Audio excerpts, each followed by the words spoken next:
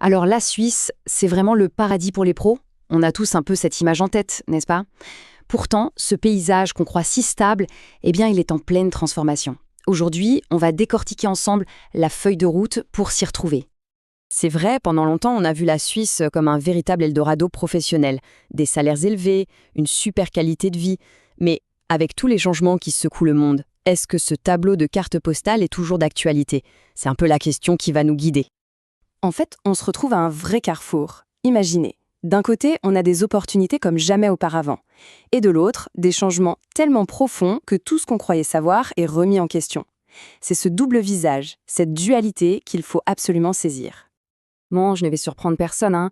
Salaire attractif, qualité de vie incroyable, économie stable, la réputation de la Suisse, elle n'est plus à faire. Mais c'est justement sur ces fondations super solides que la grande transformation qu'on va voir ensemble est en train de se passer. Ok, alors, concrètement, à quoi il ressemble ce nouveau paysage? Eh bien, il est sculpté par deux forces majeures. Pensez à deux énormes vagues qui sont en train de tout redessiner sur la carte du travail.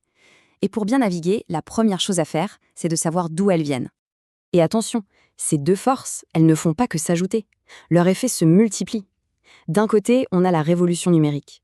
L'IA, l'automatisation, ça ne fait pas que changer les métiers existants. Ça en crée carrément de nouveaux. De l'autre côté, le virage générationnel. Tous les baby-boomers qui partent à la retraite, ça libère des postes de direction, bien sûr, mais ça crée aussi d'énormes manques de personnel. L'urgence de s'adapter, elle est donc double. Bon, maintenant qu'on a la carte globale, où est-ce qu'on zoome? Où sont les vraies opportunités, les secteurs qui recrutent? Allez, on part à la découverte de ces points chauds de l'industrie du futur. Premier arrêt, la fintech et la crypto-vallée. Là, c'est clair, la Suisse montre qu'elle est toujours la reine de la finance. Mais une finance 2.0. Pendant que ça innove à fond dans la banque à Zurich et Genève, il y a tout un écosystème qui explose littéralement dans la fameuse crypto-vallée de Zug. Deuxième point chaud, un classique qui ne se démode jamais, la pharma et la biotech. Bâle, ça reste le centre névralgique mondial. Mais attention, on ne se repose pas sur ses lauriers. L'innovation y est constante, surtout avec les biotech et la médecine personnalisée. Pour les chercheurs, les bio-ingénieurs, c'est un terrain de jeu incroyable. Et pour finir, le troisième grand secteur, celui qui est en train de façonner le monde de demain, les technologies vertes. La transition énergétique, ce n'est pas juste une contrainte, c'est une mine d'or en termes d'emploi. Tout ce qui touche aux énergies renouvelables, à l'économie circulaire, ça connaît une croissance absolument explosive.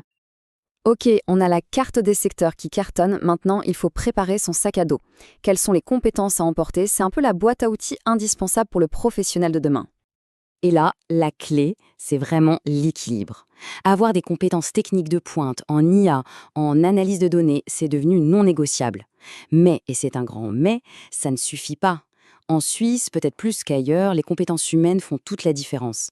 L'adaptabilité, le leadership, savoir communiquer dans un environnement super international, c'est ça qui va vraiment faire pencher la balance. Bon, on arrive à la partie la plus concrète, le plan de navigation stratégique. On a la carte, on a l'équipement dans le sac à dos. Maintenant, comment on trace sa route pour de bon? Quelles sont les clés pour réussir?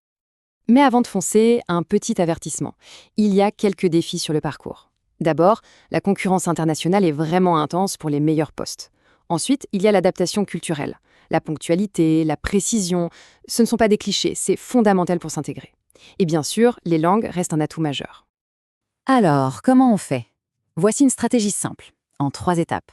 Primo, bâtir son réseau. C'est absolument crucial en Suisse. Il faut être visible. Secondo, maîtriser la culture. Il faut jouer le jeu, comprendre les codes locaux pour bien s'intégrer. Et tertio, ne jamais arrêter d'apprendre. S'engager dans la formation continue, c'est la seule façon de rester dans la course. Et tout ça, ça se résume parfaitement dans cette phrase. La Suisse de demain, elle va offrir des opportunités incroyables, mais seulement à celles et ceux qui sauront aller les chercher. Il faut être proactif, être acteur de son parcours. On termine là-dessus, le parcours professionnel commence maintenant. Où est-ce qu'il va mener? La carte est là, les outils aussi. Le point de départ, c'est aujourd'hui. Et la destination, eh bien, elle dépendra des choix et de la préparation de chacun.